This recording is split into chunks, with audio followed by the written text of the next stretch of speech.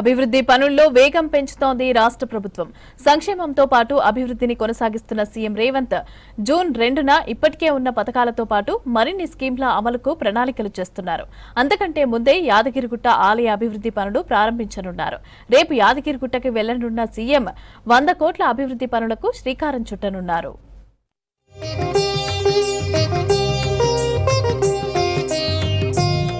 రాష్ట్రంలో జరుగుతున్న అభివృద్ధి పనుల్లో వేగం పెంచింది ప్రభుత్వం. ఓవైపు ఇచ్చిన హామీలు అమలు చేస్తూ మరోవైపు రాష్ట్రాన్ని ప్రగతి పథంలో ముందుకు తీసుకెళ్లేందుకు పగడ్బందీ చర్యలు చేపట్టింది.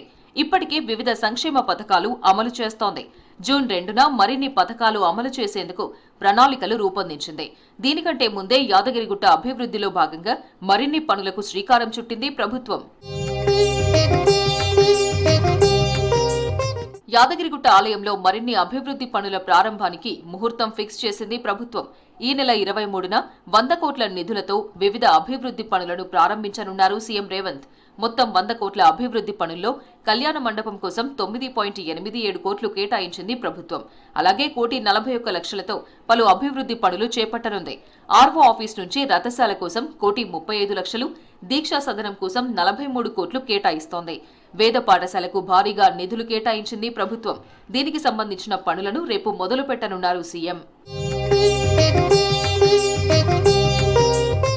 యాదగిరిగుట్టలో సీఎం రేవంత్ రెడ్డి పర్యటనకు అన్ని ఏర్పాట్లు చేశారు ఆలయ అధికారులు.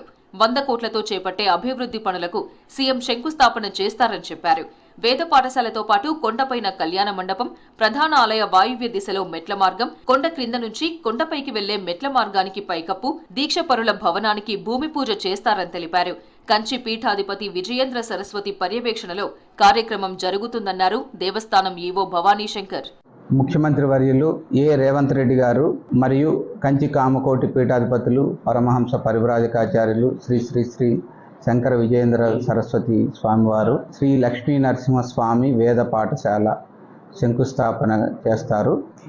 దాంతోపాటుగా స్వామివారి కళ్యాణ మండపం, రెండవది దీక్షాపరుల సదనం, మూడవది వైకుంఠ ద్వారం నుంచి పై వరకు గల మెట్లకి పైన కప్పు నిర్మించడం, నాలుగవది ఈ వాయువ్య దిశలో మాడ వీధులకి మెట్ల మార్గం నిర్మించడం.